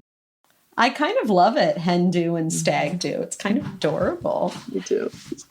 So the weddings begin also in episode 10. Sabrina and Steven say, I do. With Marie and Tom, Tom goes first and says, I don't. And we don't even get to hear Maria's answer, actually, after Tom's I don't. And she doesn't look super upset either. So we kind of get the sense maybe they talked about it, but yeah. Which is great. I'm happy that they did. It's better than the complete shock, which is always hard to see. Exactly. Yeah. And then Demi and Ollie, the episode starts, but we don't actually see kind of where it goes. So then we go into episode 11, which I'm going to continue. This starts with finishing Demi and Ollie's wedding. And Demi says, I don't right now. So she's essentially leaving it open for them to maybe work on their relationship in the future. But she's not. Yeah, exactly. Oh, yeah. Go ahead. Right now. Yeah. I was going to ask you, I got the sense the reason she said I do not right now was because she tells us at the beginning of the wedding sequence for her that during the time in between when they went on their final date and when their wedding was, they're not together, but they're allowed to talk and FaceTime. And they even talk about when they're packing for those few days, like he has to move out during those few days. They're even talking about the fact that they're going to FaceTime and talk to each other. She also says we're going to have to. It's pretty clear he doesn't want to do that, but he's like, oh yeah, we're going to do it every day, isn't it? Or whatever. And then she tells us at the beginning of the wedding sequence, we didn't talk for almost the whole time. And I think that, from my opinion, was almost like part of what made her feel like they weren't ready. It was like he really wasn't sort of obsessed with her when they weren't talking. And I mean, when they weren't together. Yeah. That would make it hard for me too.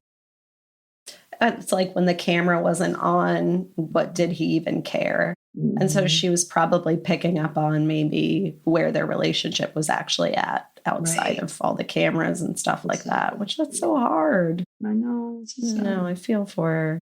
Yeah. Plus they didn't have sex. That is also, by the way, got to be a factor because you just need to know how that's going to work before you get married. 150%. You got to try the car before you buy it, whatever people say. So then Nicole and Benaya go. Benaya goes first and says yes. So they both say yes. Nicole pauses a bit, but then she says yes as well.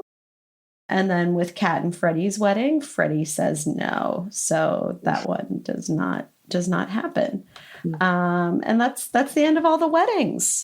Yes, that's lovely. I also will add the thing about the earrings, which was that Freddie leaves her a set of gorgeous diamond earrings when she comes in to get her dress on, which, like, hands down, we all know that would mean that it's going to be a yes, right? Like, if you're giving me gorgeous diamond earrings and a gift like that, that means you're telling me we're going to make it work. And because he also left her a letter that was really sweet, and like all signs are pointing to, yes, we're going to get engaged, which I think is pretty rude because it shows that he did not talk to her about the fact he was going to say no.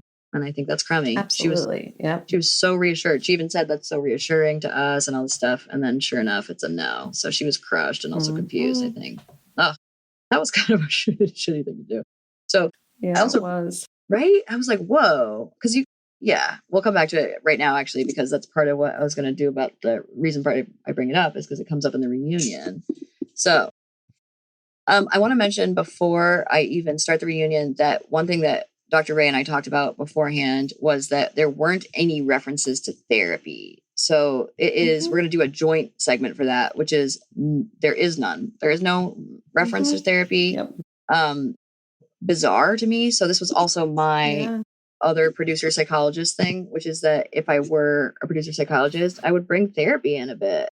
Like, what are we doing here? We don't talk about it at all. And yet we're talking about serious trauma.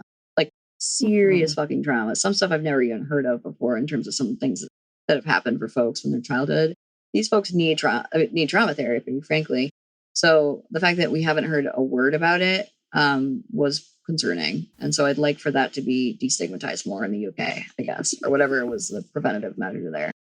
So that was bizarre. And that takes care of our therapy item. So the reunion, we find out right away who's still together, which are the two couples of Jasmine and Bobby, and Nicole and Benaya. And it's so sweet.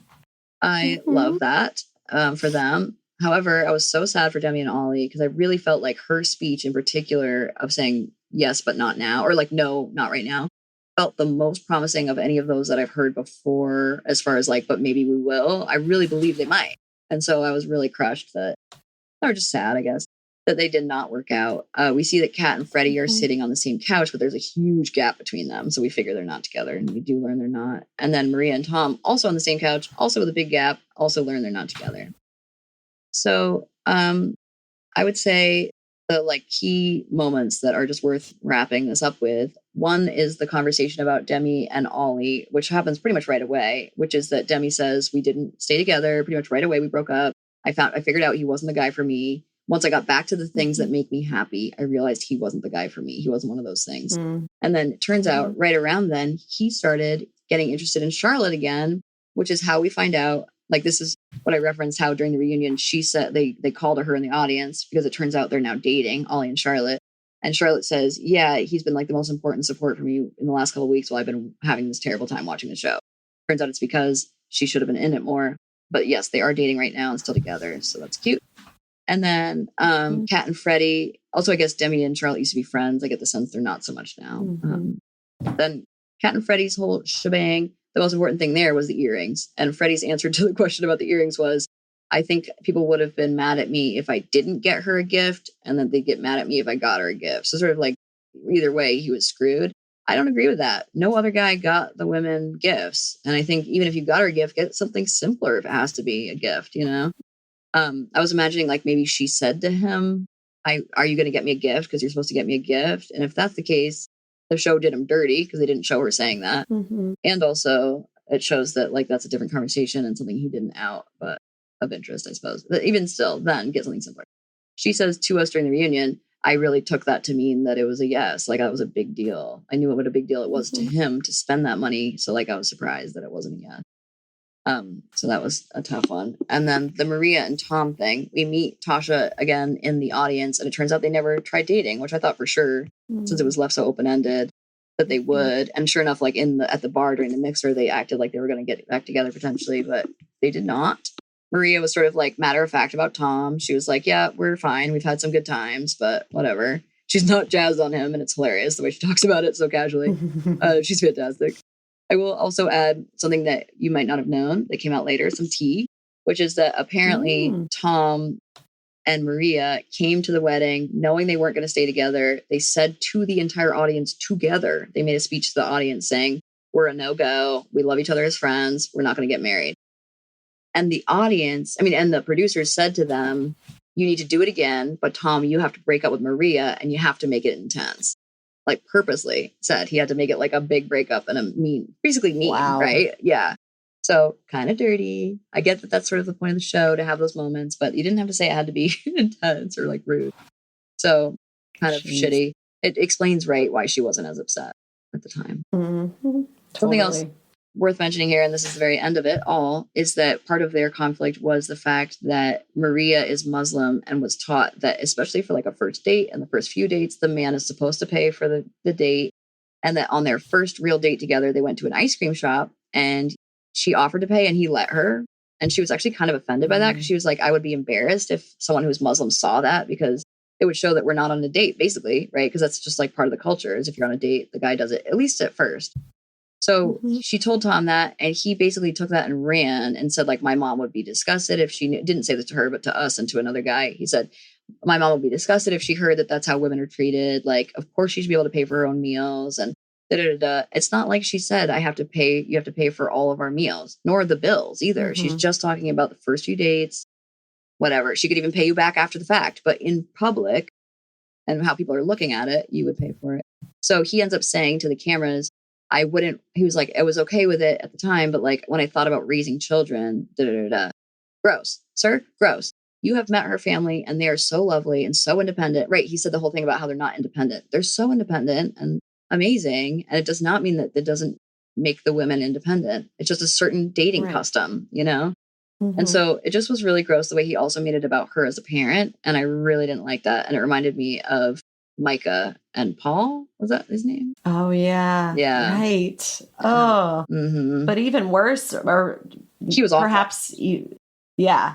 He was awful. But like with the Muslim aspect. Yes, too, I'm sorry. Of, like, yeah, making exactly. it the culture. Yeah. Ugh. Yeah. Gross. I think what Paul said was more obviously egregious, but what Tom did was way more offensive in terms of being cultural. It wasn't even like you as a person aren't fit to be a mother. It was your whole family has been misparenting, is basically what he's saying.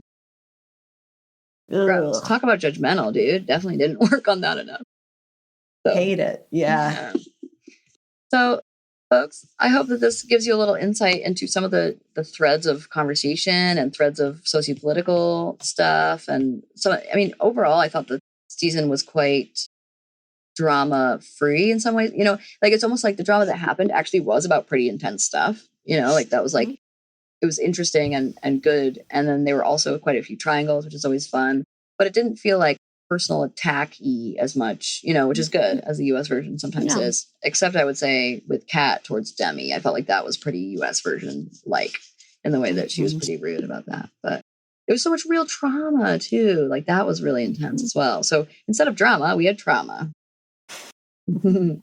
Indeed. Instead of the D, we got the T, unfortunately. Exactly.